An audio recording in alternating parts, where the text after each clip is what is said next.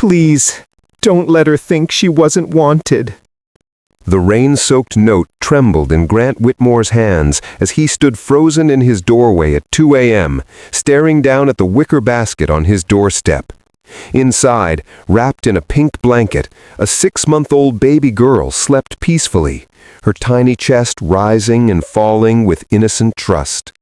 The note, written in shaky handwriting, read, "You promised to protect us. Don't break it." Grant's heart hammered against his ribs.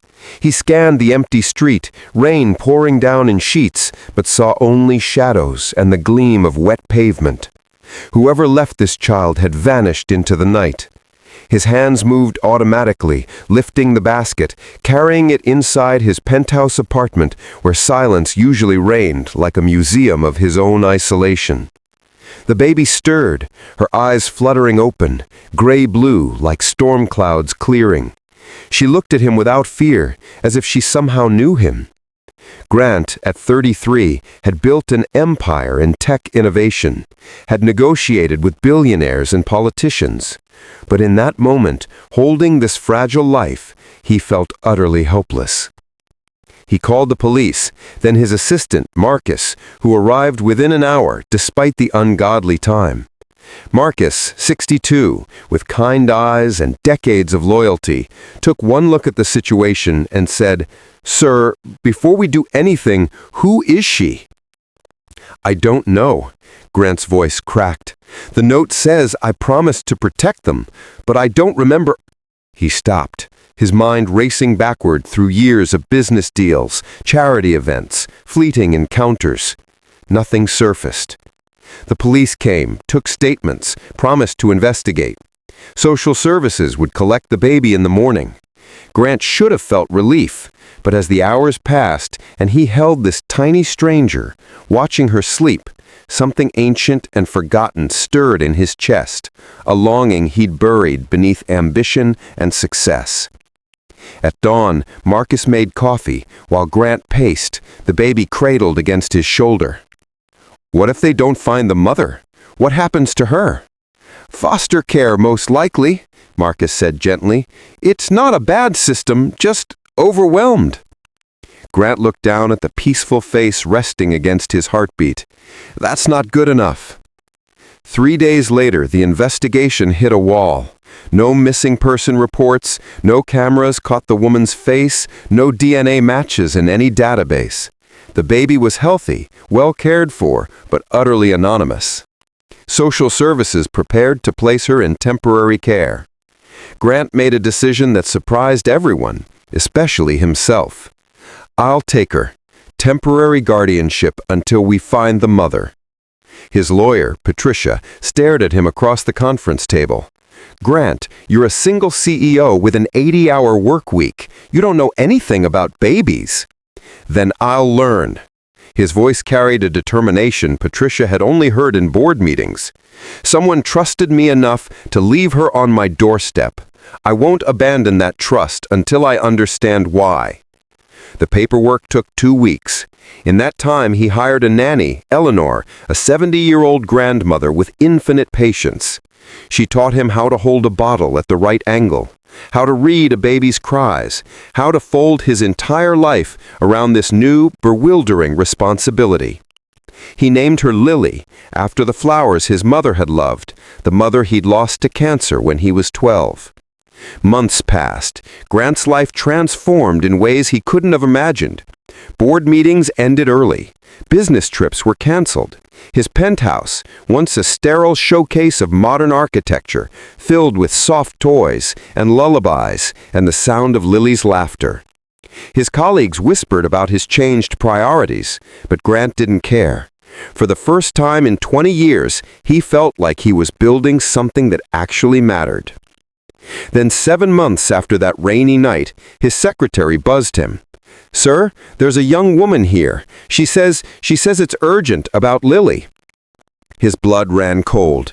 He'd known this moment would come, had dreaded and anticipated it in equal measure. "Send her in."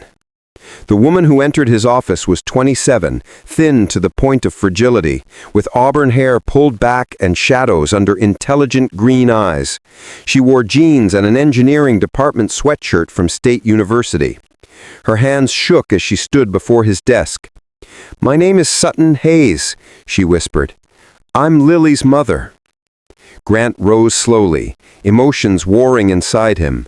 Anger, relief, fear, understanding. "Why?" The word came out harder than he intended. "Why? Why did you leave her?"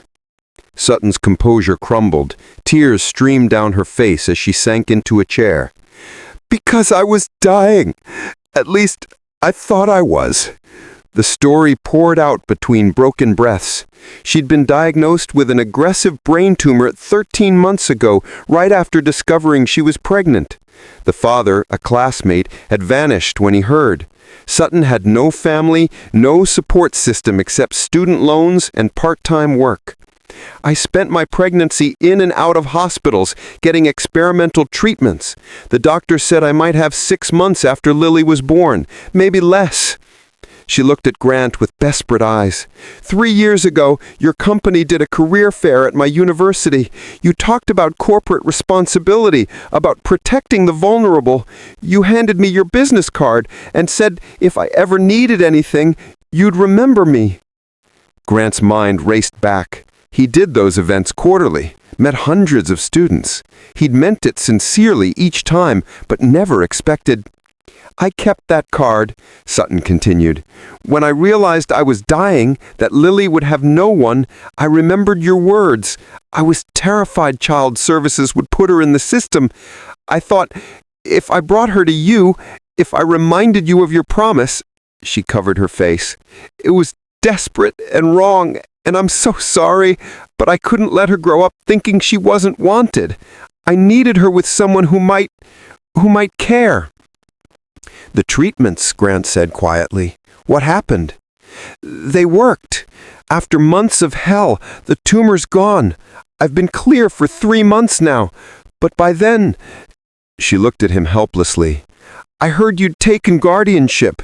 I watched from across the street sometimes, saw you carrying her, saw how you looked at her, like she was precious, like she mattered."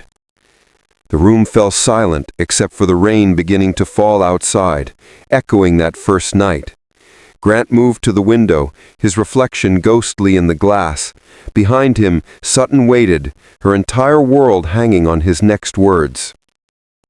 "Do you want her back?" he asked finally.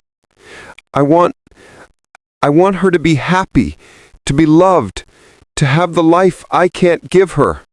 She stood, walking to where he stood. "I'm finishing my engineering degree. I have 2 more years. I live in a studio apartment. I work nights at a diner to pay rent. I can't give her what you can." Grant turned to face her, and something in his expression made Sutton catch her breath. "What if we did this differently?" he said slowly, an idea forming. What if we gave her both?" Over the following weeks, they crafted something unprecedented. Not adoption, not abandonment, but partnership. Grant hired Sutton as an intern at his company, a real position in their engineering division, using her actual skills. She moved into the guest wing of his penthouse, a space that became hers and Lily's. They co-parented awkwardly at first, then with growing natural rhythm. 2 broken people learning to build something whole. Sutton discovered that Grant's promise wasn't empty words. He funded her final years of education, connected her with mentors, treated her not as a charity case, but as someone with inherent worth. And slowly, she began to heal. Not just her body, but the deeper wounds of abandonment and fear.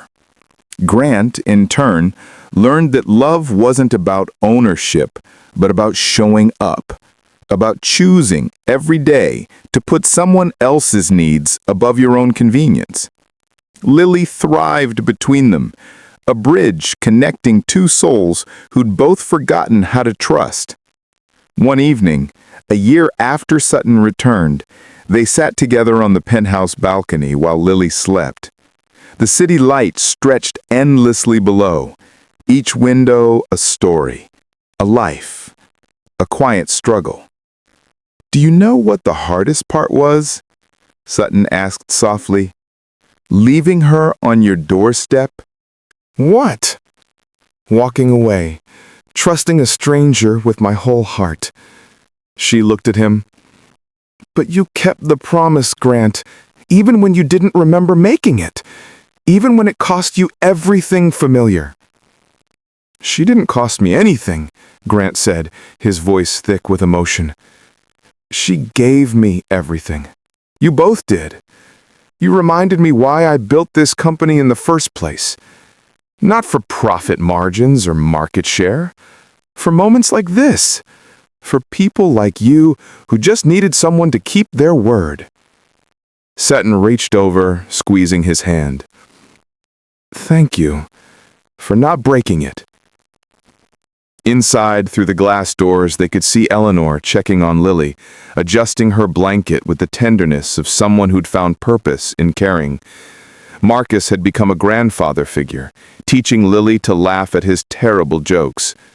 A family, strange and unconventional, built not on blood, but on choice. You know what Lily will learn from this? Grant said. That promises matter. That kindness isn't weakness.